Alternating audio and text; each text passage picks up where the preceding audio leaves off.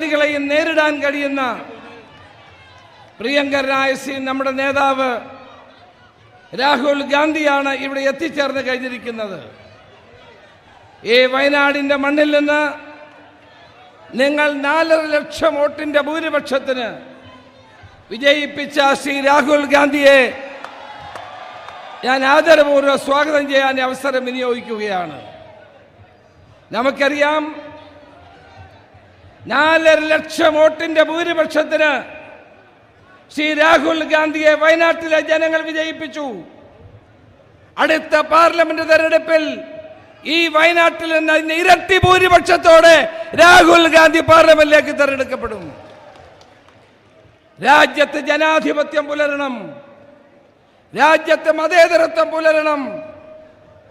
നരേന്ദ്രമോദി നടത്തുന്ന വർഗീയതയ്ക്കെതിരായി, ഏകാധിപത്യ പ്രവണതകൾക്കെതിരായി ഇന്ത്യയിലെ ജനങ്ങളെ അണിനിരത്താൻ കഴിയുന്ന ഏക നേതാവ് രാഹുൽ ഗാന്ധിയാണെന്ന കാര്യത്തിൽ ഒരു തർക്കവും ആർക്കുമില്ല. രാജ്യത്തെ ജനങ്ങൾ ഒരു മാറ്റം ആഗ്രഹിക്കുകയാണ്. 2024 തെരഞ്ഞെടുപ്പിൽ ഇന്ത്യ എന്ന പുതിയ മുന്നണി അധികാരത്തിൽ വരണമെന്ന് ജനങ്ങൾ ആഗ്രഹിക്കുന്നു. പാർലമെന്റിൽ നമ്മുടെ പ്രിയങ്കരനായ നേതാവ് രാഹുൽ ഗാന്ധി നടത്തിയ പ്രസംഗം നമ്മളെല്ലാവരും കേട്ടതാണ്. ഇന്ത്യയിലെ ജനങ്ങളെ അണിനിരത്തിക്കൊണ്ട് ഈ വർഗീയ ഫാസിസ്റ്റ് ശക്തികളുടെ ഭരണം അവസാനിപ്പിക്കാനുള്ള പോരാട്ടത്തിന് നമുക്കൊരുമിച്ച് മുന്നോട്ട് പോകാമെന്ന് മാത്രം പറഞ്ഞുകൊണ്ട് ആരാധ്യനായ നമ്മുടെ നേതാവ് ശ്രീ രാഹുൽ ഗാന്ധിയെ ഒരിക്കൽ കൂടി സ്വാഗതം ചെയ്തുകൊണ്ട് ഞാൻ എന്റെ വാക്ക് നിർത്തുന്നു. നമസ്കാരം. ജയ് ഹിന്ദ്.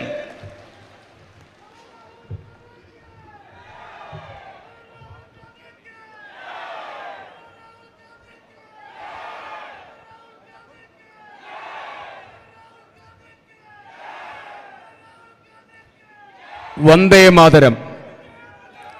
ഐഷ പള്ളിയാൽ, ഗിരിജ സതീഷ്.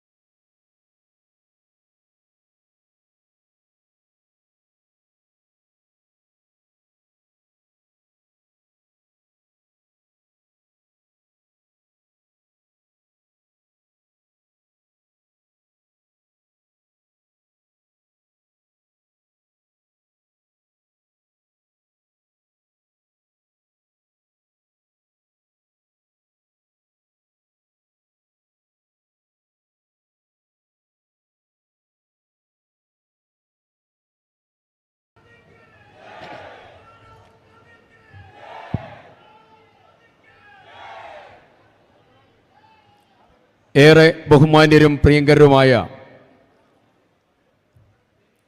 വേദിയിൽ ഉപവിഷ്ടരായ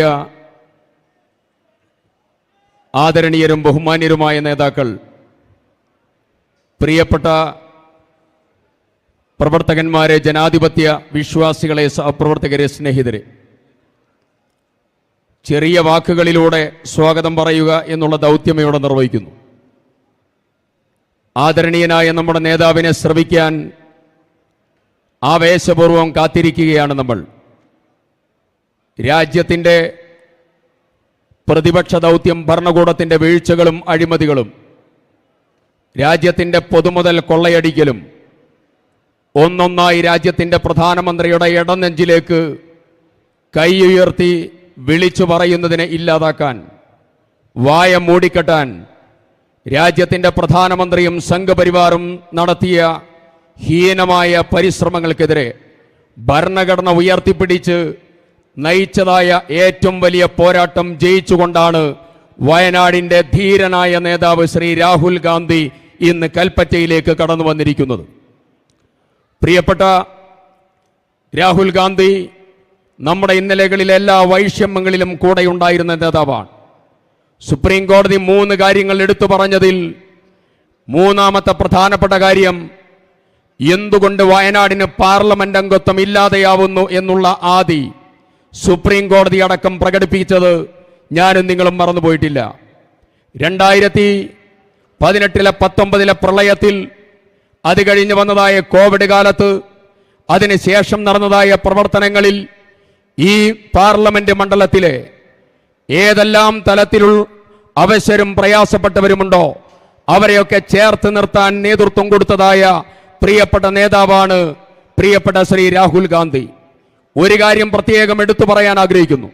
ഈ പരിപാടിയിൽ രാഹുൽ ഗാന്ധിയുടെ പൊതു സ്വീകരണത്തിന്റെ കൂടെ നമ്മൾ വെച്ചിരിക്കുന്ന ഒരു പ്രധാനപ്പെട്ട പരിപാടി രാഹുൽ ഗാന്ധിയുടെ ഏറ്റവും പ്രധാനപ്പെട്ടതായ അവശരായ ആളുകളെ ചേർത്ത് നിർത്തുന്ന രാഹുൽ ഗാന്ധിയുടെ അതിപ്രധാനമായിട്ടുള്ള കൈത്താങ് ഭവന പദ്ധതിയുടെ താക്കോൽ ദാനം അതിലെ ഒരു സുപ്രധാനമായിട്ടുള്ള പരിപാടി മാത്രമാണ്.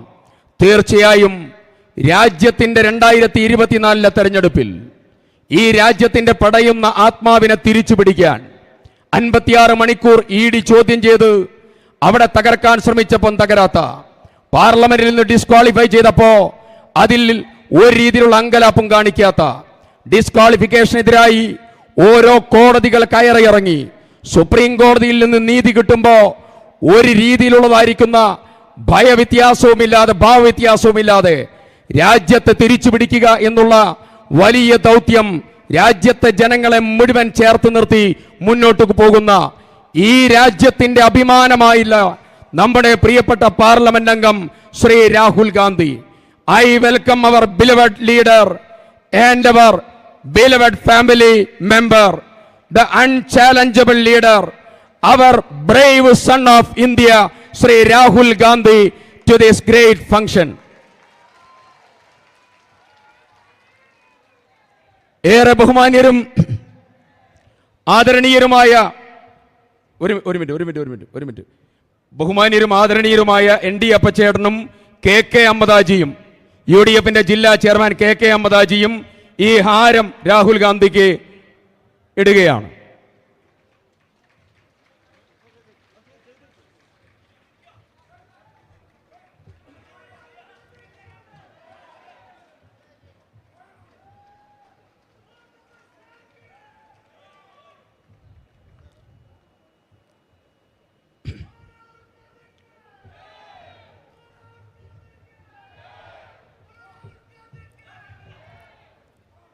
ബഹുമാന്യനായ ശ്രീ KC വേണുഗോപാൽ, നമ്മുടെയൊക്കെ പ്രിയപ്പെട്ട നേതാവ്, വിശ്രമിക്കാത്തതായ പൊതുപ്രവർത്തകൻ, ദേശീയ രാഷ്ട്രീയത്തിന് കേരളത്തിന്റെ ഏറ്റവും അപൂർവമായിട്ടുള്ള സംഭാവന, നമ്മുടെ സ്വകാര്യ അഹങ്കാരം, വിശ്രമിക്കുന്നത് എപ്പോഴാണെന്നറിയില്ല.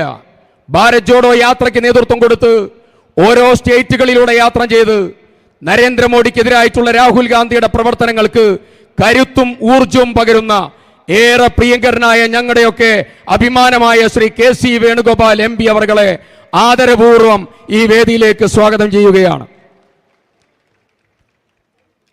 ഏറെ ബഹുമാന്യനും പ്രിയങ്കരനുമായ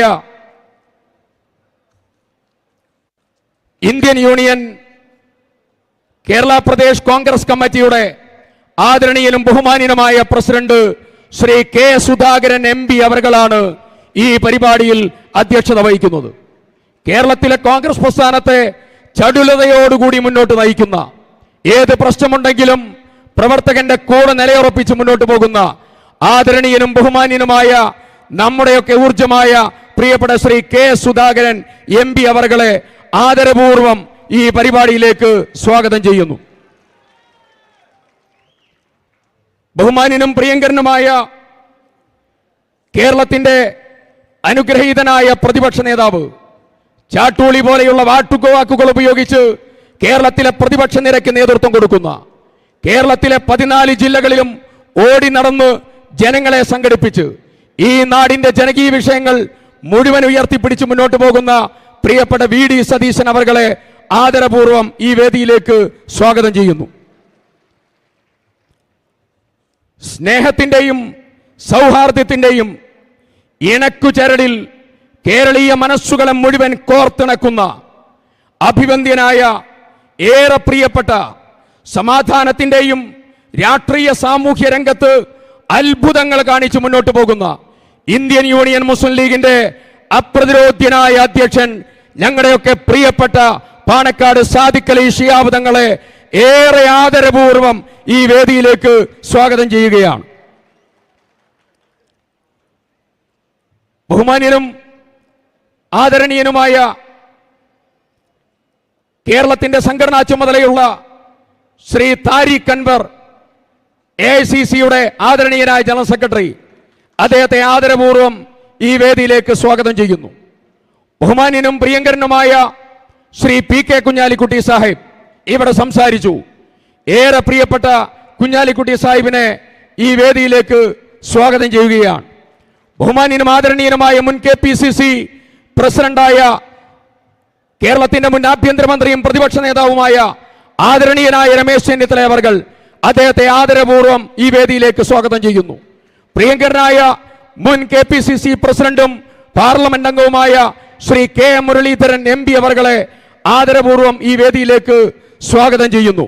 പ്രിയപ്പെട്ട കേരളത്തിന്റെ ചുമതലയുള്ള AICCയുടെ സെക്രട്ടറി വിശ്വനാഥ പെരുമാൾ ex-MP അവർകളെ ആദരപൂർവ്വം ഈ വേദിയിലേക്ക് സ്വാഗതം ചെയ്യുന്നു. പ്രിയപ്പെട്ട പാർലമെന്റ് അംഗങ്ങൾ Shri MK Raghavan MP, Shri Jebi Mather MP ഉൾപ്പെടെയുള്ള മുഴുവൻ ആളുകളെയും ഈ വേദിയിലേക്ക് പ്രത്യേകം സ്വാഗതം ചെയ്യാൻ ആഗ്രഹിക്കുന്നു.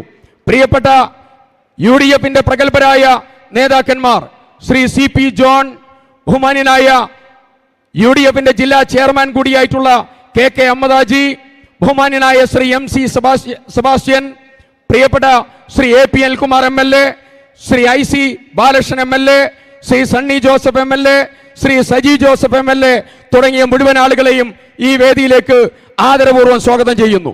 ജില്ലാ കോൺഗ്രസ് കമ്മിറ്റിയുടെ പ്രിയങ്കരനായ അധ്യക്ഷൻ ശ്രീ ND അപ്പച്ചേട്ടൻ, നമ്മുടെ പ്രിയപ്പെട്ട സഹപ്രവർത്തകൻ, അദ്ദേഹത്തെ ഈ വേദിയിലേക്ക് സ്വാഗതം ചെയ്യുന്നു. ഇന്ത്യൻ യൂണിയൻ മുസ്ലിം ലീഗിന്റെ ജില്ലാ ജനറൽ സെക്രട്ടറി പ്രിയപ്പെട്ട സ്നേഹിതൻ ശ്രീ T മുഹമ്മദ് K ഈ വേദിയിലേക്ക് സ്വാഗതം ചെയ്യാൻ ആഗ്രഹിക്കുന്നു.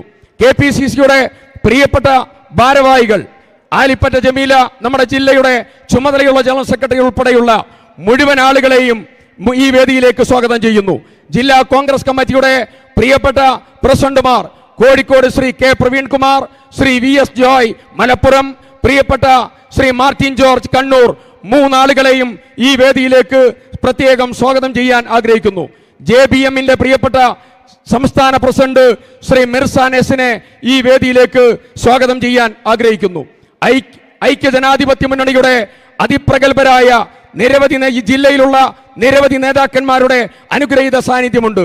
ശ്രീ റസാഖ് മാഷ് ഉൾപ്പെടെ പ്രിയപ്പെട്ട ശ്രീ അംസക് ഉൾപ്പെടെയുള്ള നിരവധിയായ നേതാക്കന്മാരെല്ലാവരുടെയും സാന്നിധ്യത്തെ പ്രിയപ്പെട്ട Shri KM Thodi Mujeeb, Kalpetta municipal chairman ഉൾപ്പെടെ ജില്ലാ പഞ്ചായത്ത് പ്രസിഡന്റ് ഷംസാദ് മരക്കാർ ഉൾപ്പെടെയുള്ള നിരവധിയായ നേതാക്കന്മാരെ എല്ലാവരെയും ഈ വേദിയിലേക്ക് ആദരപൂർവ്വം സ്വാഗതം ചെയ്തുകൊണ്ട് ഈ പരിപാടിയിൽ അധ്യക്ഷത വഹിക്കുന്നതിന് വേണ്ടി ആദരണീയനും ബഹുമാന്യനുമായ കേരളത്തിന്റെ പ്രിയങ്കരനായ KPCCയുടെ പ്രസിഡന്റ് പ്രിയപ്പെട്ട ശ്രീ K സുധാകരൻ MP അവർകളെ ആദരപൂർവ്വം ക്ഷണിക്കുകയാണ്.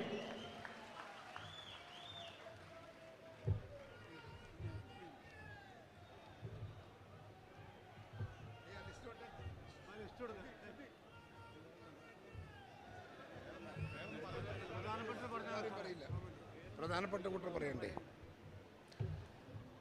അഭിമന്യനായ പ്രിയങ്കരനായ നമ്മുടെ എല്ലാമായ ശ്രീ രാഹുൽജി, ശ്രീ KC വേണുഗോപാൽ, പ്രിയങ്കരനായ AICCയുടെ ജനറൽ സെക്രട്ടറി ശ്രീ താരിഖ് അൻവർജി, വേദിയിലെ നേതാക്കൾ പാണക്കാട് തങ്ങൾ, കുഞ്ഞാലിക്കുട്ടി സാഹിബ്, രമേശ് ചെന്നിത്തല, ശ്രീ മുരളീധരൻ, വേദിയിൽ ഒരുപാട് നേതാക്കന്മാരുണ്ട്. ഞാൻ ഇവിടെ പേരെടുത്ത് പറയുന്നില്ല, പ്രത്യേകം പറയുന്നില്ല. സമാരാധ്യരായ നേതാക്കന്മാരെ, എൻ്റെ പ്രിയമുള്ള സഹോദരി സഹോദരന്മാരെ, നമ്മളെല്ലാം സന്തുഷ്ടരാണ്, ആനന്ദലഹരിയിലാണ് നമ്മളൊക്കെ. രാഹുൽജിയുടെ രാഷ്ട്രീയ തിരിച്ചുവരവ് ഇന്ത്യയുടെ രാഷ്ട്രീയ ചരിത്രത്തിലെ ഒരു വ്യതിയാനമായി മാറാൻ പോകുന്നു എന്നതാണ് യാഥാർത്ഥ്യം. നമുക്കറിയാം, ഇന്ത്യൻ രാഷ്ട്രീയ മണ്ഡലത്തിൽ പുതിയൊരു ദർശനം കാഴ്ചവെച്ച നേതാവാണ് രാഹുൽജി. 4000 കിലോമീറ്റർ ജോഡോ യാത്ര നടത്തുമ്പോഴും, ജനങ്ങളെ കാണുമ്പോഴും, ഇൻട്രാക്ഷൻ നടത്തുമ്പോഴും അവിടെ ഒന്നും രാഹുൽജി ഒരിക്കലും ആവശ്യപ്പെട്ടിട്ടില്ല കോൺഗ്രസിനെ ജയിപ്പിക്കണം, എന്നെ പ്രധാനമന്ത്രിയാക്കണം എന്ന് രാഹുൽജി ആവശ്യപ്പെട്ടിട്ടില്ല. അവിടെയെല്ലാം അദ്ദേഹം ആവശ്യപ്പെട്ടത് വെറുപ്പിൻ്റെ രാഷ്ട്രീയത്തെ ഇല്ലാതാക്കാനുള്ള പോരാട്ടമാണ്. സ്നേഹത്തിൻ്റെ തൂലികയിൽ മനുഷ്യ സമൂഹത്തെ ഒന്നിപ്പിക്കാൻ സാധിക്കുന്ന ഒരു പുതിയ രാഷ്ട്രീയ കാഴ്ചപ്പാടിൻ്റെ വെളിപ്പാടുമായിട്ടാണ് അദ്ദേഹം ജനകോടികളെ കണ്ടതും അഭിസംബോധന ചെയ്തതും. ഇത് നിങ്ങൾ ഓർക്കണം.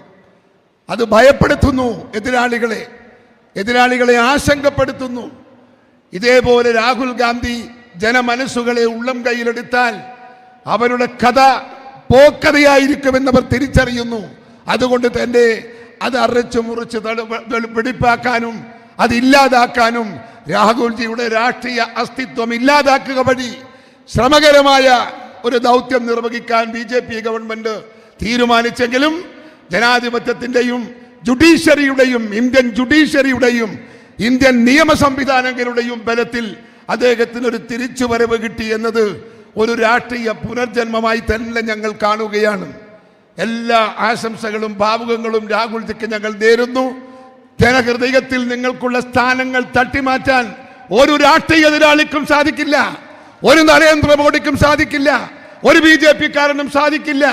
ജനമനസ്സിൽ വേരോടിയ രാഹുൽ ഗാന്ധി എന്ന നേതാവിനെ ഇന്ത്യൻ ജനകോടികൾ ഉള്ളം കയ്യിലെടുത്ത് ഇന്ത്യൻ രാഷ്ട്രീയ മണ്ഡലത്തിൽ കൊണ്ടു നടക്കുമ്പോൾ അത് നോക്കിക്കാണാനുള്ള സഹിഷ്ണുതയില്ലാത്ത ഒരു രാഷ്ട്രീയ പ്രസ്ഥാനമായി BJP ഇവിടെ മാറിക്കൊണ്ടിരിക്കുകയാണ്. നിങ്ങൾ ഓർക്കുക, ഈ നാട് സ്വാതന്ത്ര്യം കിട്ടുമ്പോൾ ഇവിടെ ഇതുപോലെ ഈ രാജ്യമായിരുന്നില്ല. ഇന്ന് ഞാനും നിങ്ങളും കാണുന്ന ഇന്ത്യയല്ല സ്വാതന്ത്ര്യം കിട്ടിയ ഇന്ത്യ. സ്വാതന്ത്ര്യം കിട്ടിയ ഇന്ത്യക്ക് എനിക്കും നിങ്ങൾക്കും അറിയാം, നാട്ടുരാജ്യങ്ങളുടെ ഒരു കൂട്ടായ്മയാണ്. ചിതറിക്കിടക്കുന്ന നാട്ടുരാജ്യങ്ങൾ, ഐക്യമില്ലാത്ത നാട്ടുരാജ്യങ്ങൾ. അതുപോലെ തന്നെ എല്ലാ വൈരുദ്ധ്യങ്ങളും എല്ലാ ബഹുസ്വരതകളും ഉള്ള നാട്. എല്ലാം വ്യത്യസ്തം, മതം വ്യത്യസ്തം, ജാതി വ്യത്യസ്തം, ഭാഷ വ്യത്യസ്തം, സംസ്കാരം വ്യത്യസ്തം, ആചാരം വ്യത്യസ്തം, അനുഷ്ഠാനം വ്യത്യസ്തം.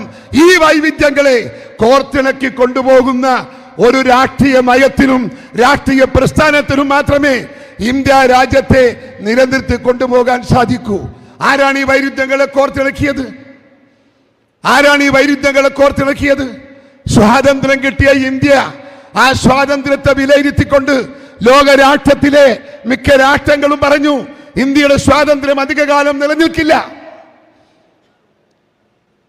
ചരിത്രകാരന്മാർ പറഞ്ഞു, ഇന്ത്യയുടെ സ്വാതന്ത്ര്യം നിലനിൽക്കില്ല. എഴുത്തുകാർ പറഞ്ഞു, ബുദ്ധിജീവികൾ പറഞ്ഞു, ഈ വൈവിധ്യങ്ങളുടെ നാടിനെ ഒന്നാക്കി കൊണ്ടുപോകാൻ ഭരണരംഗത്ത് ഭരണതപ്രജ്ഞനല്ലാത്ത പണ്ഡിറ്റ് ജവഹർലാൽ നെഹ്റുവിന് സാധിക്കില്ലെന്ന് പറഞ്ഞു. ഇത് ബഹുരാഷ്ട്രമാണ് ഇന്ത്യ. ആ ബഹുരാഷ്ട്രത്തെ ഒരുമിപ്പിക്കാൻ സാധിക്കില്ല. നിങ്ങൾക്കറിയാമല്ലോ, ഇന്ത്യയിലെ ലണ്ടൻ ടൈംസ് എന്ന് പറയുന്ന പത്രം, ആ പത്രങ്ങളൊക്കെ തുടർക്കഥ എഴുതി ഇന്ത്യയെ കുറിച്ച്. ഒരു എഡിറ്റർ കോളത്തിൽ ലണ്ടൻ ടൈംസ് എന്ന പത്രം എഴുതി വെച്ചത് ഇന്ത്യ ഏറെക്കാലം നിലനിൽക്കില്ല, ഇന്ത്യ രാജ്യത്തിന്റെ വൈരുദ്ധ്യങ്ങളെ കോർത്തിണക്കാൻ സാധിക്കില്ല. No one can make a nation out of a continent of many nations. അതുകൊണ്ട് ഇന്ത്യ തകരും, ഇറ്റ് വിൽ റൂയിൻ. ഇന്ത്യക്ക് നിലനിൽപ്പില്ല എന്ന് പത്രങ്ങൾ, ലണ്ടൻ ടൈംസിനെ പോലുള്ള പത്രങ്ങൾ പറഞ്ഞു. പക്ഷേ 75 വർഷക്കാലമായി ആ രാജ്യത്തിന്റെ ഐക്യം കാത്തു സൂക്ഷിക്കുന്നു. ഒരു മതം പോലെ, ഒരു ജാതി പോലെ, ഒരു സംവിധാനം പോലെ, ഒരു സംസ്കാരം പോലെ ഇന്ത്യയിലെ ഈ ബഹുസ്വരതയെ കോർത്തിണക്കി കൊണ്ടുപോയ കണ്ണി ആരെന്ന് തിരിച്ചറിയാൻ നിങ്ങൾ പരിശ്രമിക്കണം, കാണണം. അതിന്റെ പിറകിൽ ആരാണ്? ഇതിനെ കോർത്തിണക്കിയ കണ്ണി ഏതാണ്? ഇതിന്റെ കണ്ണി. ആ കണ്ണി ഇന്ത്യൻ നാഷണൽ കോൺഗ്രസ്. ഹിന്ദുവിലുള്ള കോൺഗ്രസ്, കോൺഗ്രസ് എന്ന വികാരം, മുസൽമാനിലുള്ള കോൺഗ്രസ് എന്ന വികാരം, സിഖുകാരിലുള്ള കോൺഗ്രസ് എന്ന് പറയുന്ന വികാരം, ഹിന്ദിക്കാരനിലുള്ള കോൺഗ്രസ് എന്ന് പറയുന്ന വികാരം, പഞ്ചാബിയിലെ കോൺഗ്രസ് എന്ന് പറയുന്ന വികാരം, ആ വികാരമാണ് ഇന്ത്യൻ ജനകോടികളെ കോർത്തിണക്കിയത്. ഇവിടെ ഏക സിവിൽ കോഡൊന്നും നടക്കില്ല. ആ ഏക സിവിൽ കോഡ് നടത്തിയാൽ ഇന്ത്യ രാജ്യം തകരും, തകർക്കപ്പെടും, നശിക്കും എന്ന കാര്യത്തിൽ തർക്കം വേണ്ട. അതുകൊണ്ട് BJPയുടെ ഏക സിവിൽ കോഡൊന്നും ഇവിടെ നടപ്പിലാക്കാൻ പോകുന്നില്ല എന്നവർക്ക് മുന്നറിയിപ്പ് നൽകാൻ ഞങ്ങൾ ഈ സന്ദർഭം വിനിയോഗിക്കുന്നു. ഒരുപാട് നേതാക്കന്മാർ സംസാരിക്കാനുണ്ട്. ഒരു വലിയ ദീർഘമുള്ള പ്രസംഗത്തിലേക്ക് ഞാൻ പോകുന്നില്ല. നമുക്ക് നേതൃത്വം കൊടുക്കാൻ, ജനാധിപത്യ മതേതര ശക്തിക്ക് നേതൃത്വം കൊടുക്കാൻ, വെറുപ്പിനെ വെറുപ്പിന്റെ രാഷ്ട്രീയത്തെ എതിർത്ത് തോൽപ്പിക്കാൻ കച്ചകെട്ടിറങ്ങിയ പ്രിയപ്പെട്ട രാഹുൽജിയുടെ പിറകിൽ അണിനിരന്ന് ഈ രാജ്യത്ത് ഇന്ത്യൻ നാഷണൽ കോൺഗ്രസിന് കരുത്തു പകരാൻ എന്റെ പ്രിയപ്പെട്ടവരെ നമുക്ക് ഒന്നിക്കാം, ശക്തരാകാം എന്ന് മാത്രം ആഹ്വാനം ചെയ്തുകൊണ്ട് എന്റെ അധ്യക്ഷ പ്രസംഗം ഞാൻ അവസാനിപ്പിക്കുന്നു. നിങ്ങൾക്ക് നമസ്കാരം. ജയ് ഹിന്ദ്.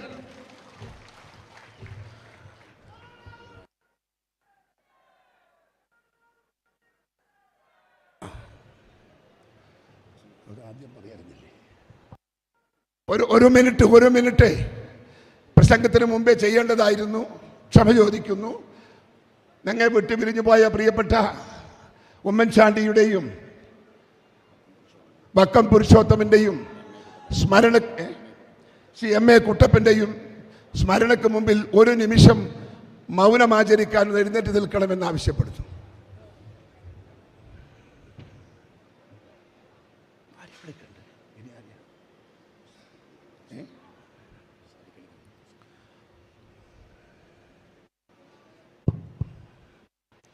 ആദ്യമായി നിങ്ങളെ അഭിസംബോധന ചെയ്ത് സംസാരിക്കാൻ അഭിവന്ദനായ ആരാധ്യനായ ശ്രീ സാദിഖ് അലി തങ്ങളെ ഞാൻ സാദരം ക്ഷണിക്കുന്നു.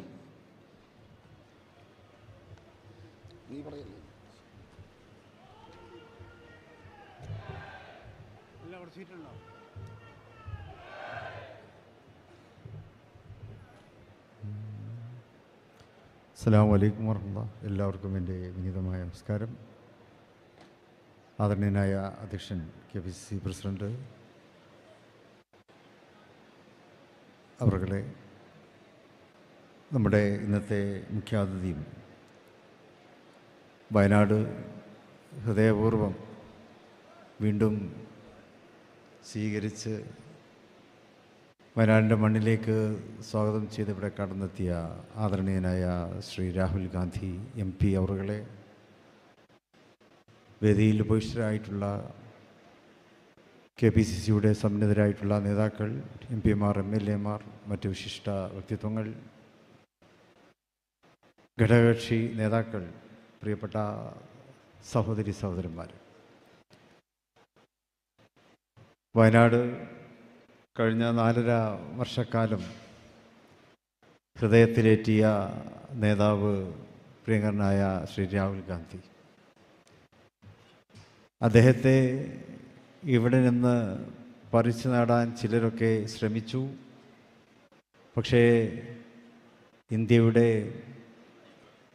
നീതിപീഠം, അത്യുന്നത നീതിപീഠം സുപ്രീം കോടതി അത് നിരാകരിച്ചു. വയനാട്ടിൽ നിന്നും രാഹുൽജിയെ പറിച്ചു നടാൻ ഒരു ഇന്ത്യൻ നിയമത്തിനും സാധിക്കുകയില്ല എന്ന് തെളിയിച്ചുകൊണ്ട് വീണ്ടും അദ്ദേഹത്തെ നമ്മുടെ കൈകളിലേക്ക് ഏൽപ്പിച്ചിരിക്കുകയാണ്. ഇത് കേരളത്തിനും ഇന്ത്യക്കും ഇത് ഏറ്റവും വലിയ ആശ്വാസകരമായിട്ടൊരു കാര്യമാണ്. ഫാസിസ്റ്റുകൾ സർവശക്തിയും ഉപയോഗിച്ച് നമ്മുടെ ബഹുസ്വരതയെയും മതേതരത്വത്തെയും മതസഹിഷ്ണുതയെയും ഇല്ലാതാക്കാൻ ശ്രമിക്കുമ്പോൾ ആ ഗുണങ്ങൾക്ക് വേണ്ടി ശക്തമായി വാദിക്കുന്ന നേതാവായ ശ്രീ രാഹുൽ ഗാന്ധി, ഇന്ത്യയുടെ രാഷ്ട്രപിതാവ് മഹാത്മജി, അദ്ദേഹം സഹന സമരത്തിലൂടെ കാണിച്ച മാതൃക, ഇന്ത്യയുടെ രാഷ്ട്രശില്പി മഹാനായ പണ്ഡിറ്റ് ജവഹർലാൽ നെഹ്റു, രാഷ്ട്രതന്ത്രജ്ഞതയിലൂടെ അദ്ദേഹം കാണിച്ച ഗുണഗണങ്ങൾ, ഇത് രണ്ടും ഒരുമിച്ച് ചേർന്ന ഇന്ന് ഇന്ത്യൻ പൊളിറ്റിക്സിലെ ഏക നേതാവാണ് ശ്രീ രാഹുൽ ഗാന്ധി എന്ന് അദ്ദേഹത്തിൻ്റെ ജീവിതത്തിലൂടെയും പ്രവൃത്തികളിലൂടെയും നിരന്തരമായി അദ്ദേഹം നമുക്ക് കാണിച്ചു തരികയാണ്. നമുക്ക് ഒറ്റക്കെട്ടായി മുന്നോട്ട് പോകേണ്ട കാലഘട്ടമാണിത്. ഇന്ത്യയെ ഛിന്ന ഭിന്നമാക്കാൻ ശ്രമിക്കുന്ന ശക്തികൾ അതിലൂടെ അധികാരം നിലനിർത്താൻ ശ്രമിക്കുകയാണ്. പക്ഷെ അതിലൂടെ അവർ രാജ്യത്തെ തന്നെ ഇല്ലാതാക്കാനാണ് ശ്രമിക്കുന്നത് എന്ന് തിരിച്ചറിഞ്ഞുകൊണ്ടാണ് ശ്രീ രാഹുൽ ഗാന്ധി ഈ പടയോട്ടം നയിച്ചുകൊണ്ടിരിക്കുന്നത്. യുദ്ധഭൂമിയിൽ അദ്ദേഹം തളരാതെ ആഞ്ഞടിച്ചുകൊണ്ടിരിക്കുന്നു. അദ്ദേഹത്തിൻ്റെ പിന്നിൽ അണിനിരന്ന് ഇന്ത്യയെ ശക്തിപ്പെടുത്താനുള്ള മുദ്രാവാക്യമാണ് നമ്മൾ ഓരോരുത്തരും മുഴക്കിക്കൊണ്ടിരിക്കേണ്ടത് എന്നാണ് നമുക്ക് പറയുവാനുള്ളത്. രാജ്യത്തെ ജനങ്ങളെ ഒന്നിപ്പിക്കുന്നതിലൂടെ മാത്രമേ നമ്മുടെ ഇന്ത്യയെ നമുക്ക് ശക്തിപ്പെടുത്തുവാനും രക്ഷപ്പെടുത്തുവാനും സാധിക്കുകയുള്ളൂ. ഒരു അധ്യാപകൻ മുമ്പ് അദ്ദേഹത്തിൻ്റെ ശിഷ്യന്മാർക്ക്, സ്റ്റുഡൻസിന് ഇന്ത്യയുടെ ചിത്രം വരച്ച് അത് കീറിക്കളഞ്ഞിട്ട് കുട്ടികൾക്ക് കൊടുത്തു. കുട്ടികളോട് പറഞ്ഞു, നിങ്ങളത് യോജിപ്പിച്ച് വെക്കണം. കുട്ടികൾ കുറേ നേരം മെനക്കെട്ടിട്ടും അവർക്കതിന് പറ്റിയില്ല. അധ്യാപകൻ അത് തിരിച്ചു വാങ്ങി, ആ കഷ്ണങ്ങളൊക്കെ, കടലാസ് കഷ്ണമൊക്കെ തിരിച്ചു വാങ്ങി അദ്ദേഹം അത് പെട്ടെന്ന് കൂട്ടി യോജിപ്പിച്ചു. ആ കുട്ടികൾ ചോദിച്ചു, സാറ് എങ്ങനെയാണ് ഇത് ഇത്ര പെട്ടെന്ന് കൂട്ടി യോജിപ്പിച്ചത്? അപ്പോൾ അധ്യാപകൻ പറഞ്ഞു, മാഷ് പറഞ്ഞു, ആ പേപ്പറിൻ്റെ പിന്നിൽ ഒരു മനുഷ്യൻ്റെ രൂപം ഞാൻ വരച്ചിരുന്നു. ആ മനുഷ്യൻ്റെ രൂപം ഒന്നിപ്പിച്ച് വെച്ചപ്പോൾ ഇന്ത്യയുടെ രൂപവും ഒന്നിച്ചു. ഇന്ത്യയിലെ മനുഷ്യരെ ഒന്നിപ്പിക്കുക എന്നുള്ളതാണ് ഇന്ത്യയെ ഒന്നിപ്പിക്കുവാനുള്ള വഴി. ഇന്ത്യയിലെ മനുഷ്യരെ ഒന്നിപ്പിക്കാനാണ് ശ്രീ രാഹുൽ ഗാന്ധി നമുക്ക് മുമ്പിൽ അവതരിച്ചിട്ടുള്ളത്. അദ്ദേഹത്തിൻ്റെ ആ പ്രയാണത്തിനും അദ്ദേഹത്തിൻ്റെ ആ പരിശ്രമങ്ങൾക്കും പരിപൂർണ പിന്തുണ നൽകിക്കൊണ്ട് ഇന്ത്യക്കാരായ നമുക്ക് ഓരോരുത്തർക്കും മുന്നോട്ട് പോകാം എന്ന് മാത്രം ആശംസിച്ചുകൊണ്ട് എല്ലാവിധത്തിലുള്ള വിജയങ്ങളും നേർന്ന് എൻ്റെ വാക്കുകളും സംഭരിക്കുന്നു. നന്ദി. ജയ് ഹിന്ദ്. ബഹുമാന്യനായ പ്രതിപക്ഷ നേതാവ് ശ്രീ വി.ഡി. സതീശൻ.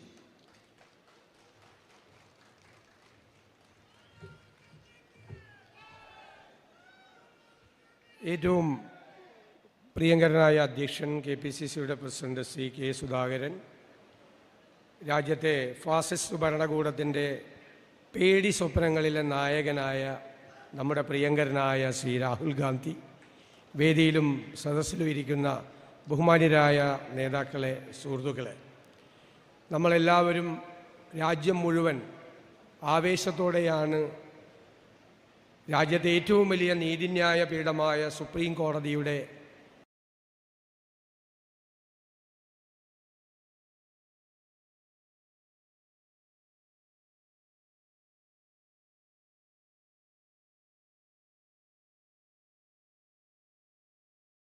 പരമാവധി ശിക്ഷ കൊടുത്താൽ മാത്രമേ ലോകസഭയിൽ നിന്നും രാഹുൽ ഗാന്ധിയെ ചവിട്ടി പുറത്താക്കാൻ പറ്റുള്ളൂ.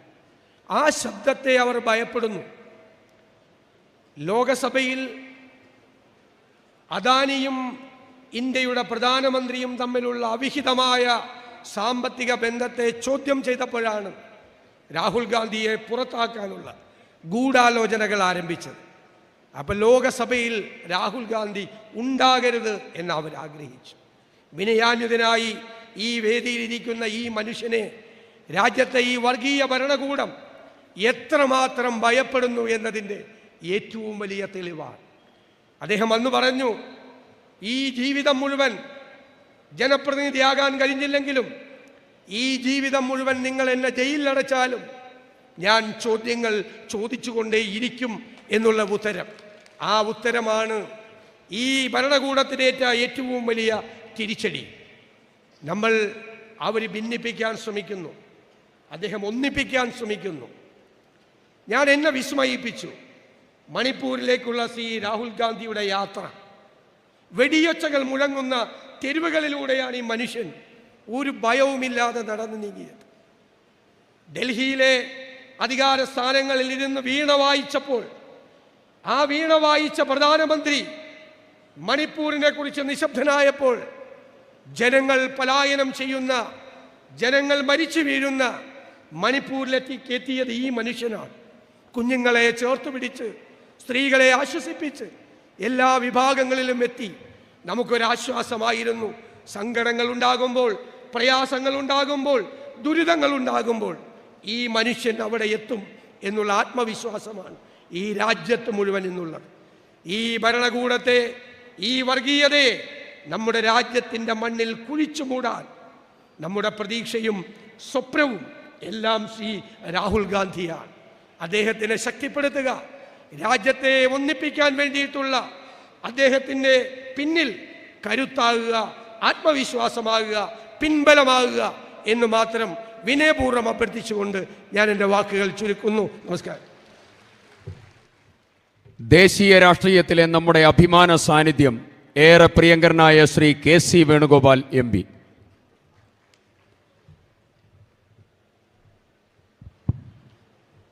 അഭിനന്ദനായ അധ്യക്ഷൻ, നമ്മുടെ പ്രിയങ്കരനായ PCC president Shri K. Sudhakaran, പ്രതിപക്ഷ നേതാവ് Shri VD Satheesan, സമാദരണീയനായിട്ടുള്ള Sadiq Ali Shihab Thangal, Shri Ramesh Chennithala, Shri K. Muraleedharan, Shri PK Kunhalikutty, Shri MK Raghavan ഉൾപ്പെടെയുള്ള വേദിയിലെ ബഹുമാന്യരായിട്ടുള്ള നേതാക്കളെ, എത്രയും പ്രിയപ്പെട്ട സഹോദരി സഹോദരന്മാരെ, നമ്മളെല്ലാം കാത്തിരിക്കുന്നത് രാഹുൽ ഗാന്ധിയുടെ പ്രസംഗം കേൾക്കാനാണ്.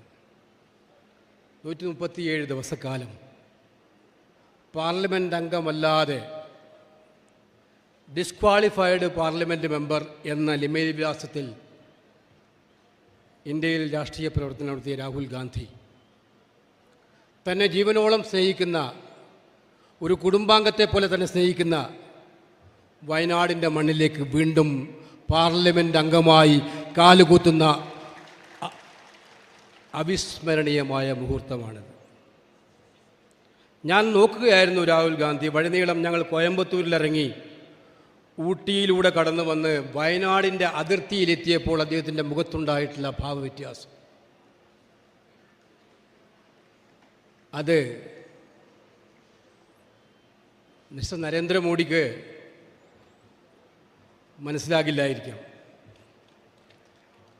ഇവിടെ കന്യാകുമാരി മുതൽ കാശ്മീർ വരെ ഭാരത് ജോഡോ യാത്രയിലൂടെ വേദനിക്കുന്നവൻ്റെയും സങ്കടപ്പെടുന്നവൻ്റെയും ജീവിത പ്രയാസങ്ങൾ അനുഭവിക്കുന്നതിൻ്റെയും പ്രയാസങ്ങൾ കേട്ടറിഞ്ഞ് അത് നെഞ്ചോട് ചേർത്ത് നടന്ന നേതാവ്, ആ നേതാവിനെ ഇന്ന് ഏറ്റവും കൂടുതൽ ഭയപ്പെടുന്ന ആൾ മിസ്റ്റർ നരേന്ദ്രമോദി നിങ്ങളാണ് എന്നുള്ളത് കൊണ്ടാണ് നിങ്ങൾ അദ്ദേഹത്തെ മാറ്റി. ഇവിടെ പറഞ്ഞു, ഗുജറാത്തിലെ കോടതികൾ സുപ്രീം കോടതിയിലെ വിധി പറയുന്നത് എന്താണെന്ന് കൃത്യമായിട്ട് അറിയുന്നവർക്ക് എല്ലാവർക്കും അറിയാം. ഇപ്പം ഏറ്റവും ഒടുവിൽ ഈ നാട്ടിൽ എൻഫോഴ്സ്മെൻറ്റ് ഡയറക്ടറേറ്റ്, CBI 5 ദിവസമാണ് ഈ മനുഷ്യനെ 5 ദിവസം രാപ്പകലില്ലാതെ ഭക്ഷണം കൊടുക്കാതെ ചോദ്യം ചെയ്തത് എൻഫോഴ്സ്മെൻറ്റ് ഡയറക്ടറേറ്റ്. ED, CBI, അതുപോലെ ഇൻകം ടാക്സ് ഡിപ്പാർട്ട്മെൻറ്റ്, എല്ലാ മേജേഴ്സിലും. ഇപ്പോൾ ഏറ്റവും ഒടുവിൽ ഇലക്ഷൻ കമ്മീഷനെ പോലും, ഇലക്ഷൻ കമ്മീഷനിൽ അംഗമായിട്ടുള്ള സുപ്രീം കോടതി ചീഫ് ജസ്റ്റിസിനെ അതിനകത്ത് മാറ്റി ഒരു കേന്ദ്രമന്ത്രിയെ അംഗമാക്കാൻ വേണ്ടിയിട്ടാണ് ഏറ്റവും ഒടുവിൽ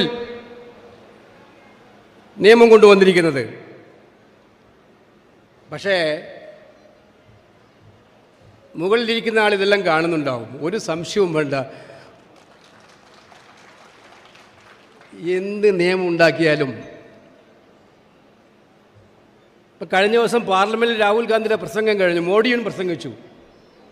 രാഹുൽ ഗാന്ധിയുടെ പ്രസംഗം ഒരു ലോക്സഭ TV കാണിച്ചില്ല. നിങ്ങൾ കണ്ടില്ല, മുഖം കാണിക്കില്ല, ശബ്ദം മാത്രം കേൾക്കാം. രാഹുൽ ഗാന്ധിയുടെ മുഖം കാണാൻ പറ്റില്ല. രാഹുൽ ഗാന്ധിയുടെ മുഖം വരുമ്പം സ്പീക്കറുടെ മുഖം കാണിക്കും. പക്ഷെ നരേന്ദ്രമോദി മനസ്സിലാക്കേണ്ട കാര്യം, ഇന്ത്യയിലെ സമൂഹ മാധ്യമങ്ങളിൽ രാഹുൽ ഗാന്ധിയുടെ പ്രസംഗവും മോഡിയുടെ പ്രസംഗവും ഒരുപോലെ ഒന്ന് കമ്പയർ ചെയ്തിട്ടുണ്ട്. മോഡിയുടെ പ്രസംഗത്തെക്കാൾ 6 ഇരട്ടി ആളുകളാണ് രാഹുൽ ഗാന്ധിയുടെ പ്രസംഗം കണ്ടത്. 6 ഇരട്ടി ആളുകൾ. കാലം മാറുന്നു സുഹൃത്തുക്കളെ. ബാംഗ്ലൂരിൽ കൂടിയ പ്രതിപക്ഷ മുന്നണിയെ പേരിനെ ചൊല്ലി തർക്കമുണ്ടായി. തർക്കമല്ല, പേരിനെ ചൊല്ലി വിവിധ അഭിപ്രായങ്ങളുണ്ടായി. അവിടെ ശ്രീ രാഹുൽ ഗാന്ധി പറഞ്ഞു, എനിക്കൊരു പേര് നിർദ്ദേശിക്കാനുണ്ട്.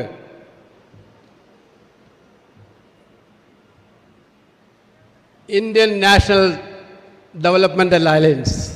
ആ പേര് ഇന്ത്യ എന്ന പേരാണ്. ആ പേര് നിർദ്ദേശിച്ചത് ശ്രീ രാഹുൽ ഗാന്ധിയാണ്. ആ ഇന്ത്യ 2024 ഇന്ത്യ ഭരിക്കുമെന്നുള്ള കാര്യത്തിൽ സംശയമില്ല. ഈ കാട്ടിക്കൂടുന്ന എല്ലാ പേക്കൂത്തുകളും നിങ്ങൾക്ക് അവസാനിപ്പിക്കേണ്ടി വരും. എവിടെ തുടങ്ങിയാണ് ഗുജറാത്തിലെ കോടതികളുടെ വിധി എല്ലാവർക്കും അറിയാം. നീതിന്യായ വ്യവസ്ഥയെ ബഹുമാനിക്കുന്നവരാണ് കോൺഗ്രസ്. പക്ഷേ വിലക്ക് വാങ്ങുന്ന നീതിന്യായത്തെ ഭയപ്പെടുന്നവരല്ല കോൺഗ്രസ് എന്നുകൂടി ഉറപ്പിച്ച് പറയാൻ ഞങ്ങൾ ആഗ്രഹിക്കുന്നു. അതാണ് സുപ്രീം കോടതി പറഞ്ഞിരിക്കുന്നത്. വിചിത്രമായ വിധിയാണെന്ന് മറ്റൊരു ഭാഷയിൽ അവർ പറഞ്ഞിരിക്കുന്നത്. അതുകൊണ്ട് ഞാൻ സൂചിപ്പിക്കുന്ന സുഹൃത്തുക്കളെ, വയനാടിൻ്റെ പ്രിയപ്പെട്ട MP വീണ്ടും പൂർവാധികം ശക്തിയോടെ തിരിച്ച് ഈ ഭൂമിയിൽ മണ്ണിലേക്ക് വന്നിരിക്കുന്ന ഈ സാഹചര്യത്തിൽ ഇനിയുള്ള പോരാട്ടം വിശ്രമമില്ലാത്ത പോരാട്ടമാണ്. ഈ ഫാസിസ്റ്റുകളെ, ഈ ഏകാധിപതികളെ, രാജ്യത്തെ ജനങ്ങളെ തമ്മിലടിപ്പിച്ച്, മണിപ്പൂരിലെ ജനങ്ങളെ പോലും തമ്മിലടിപ്പിച്ച് കൊന്നൊടുക്കുമ്പോൾ അതിൽ ആഹ്ലാദം കണ്ടെത്തുന്ന നരേന്ദ്രമോദി എന്ന് പറയുന്ന പ്രധാനമന്ത്രിയെ ആ അധികാര കസേരയിൽ നിന്നും വലിച്ചു താഴെയിടുന്നവരെ നമുക്ക് വിശ്രമമില്ല. അതിന് നേതൃത്വം കൊടുക്കാൻ ധീരനായി, ആരെയും കൂസാത്ത, ആരെയും ഭയപ്പെടാത്ത, എന്നാൽ വിനയാന്വിതനായ രാഹുൽ ഗാന്ധി മുന്നിലുണ്ടാകും എന്നുള്ള കാര്യം നമുക്ക് ഉറപ്പിച്ച് വിശ്വസിക്കാം എന്ന് മാത്രം സൂചിപ്പിച്ചുകൊണ്ട് എൻ്റെ വാക്കുകൾ അവസാനിപ്പിക്കുന്നു. നമസ്കാരം. ജയ് ഹിന്ദ്.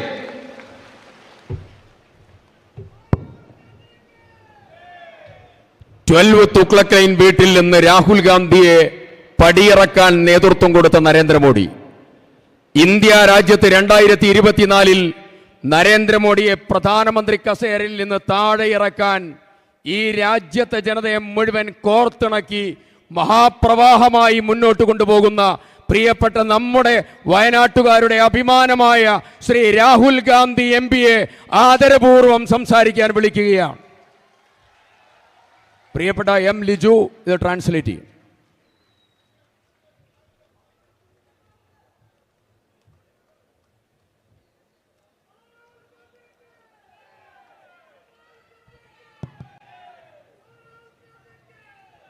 तारिक अनवर जी, KC Venugopal ji,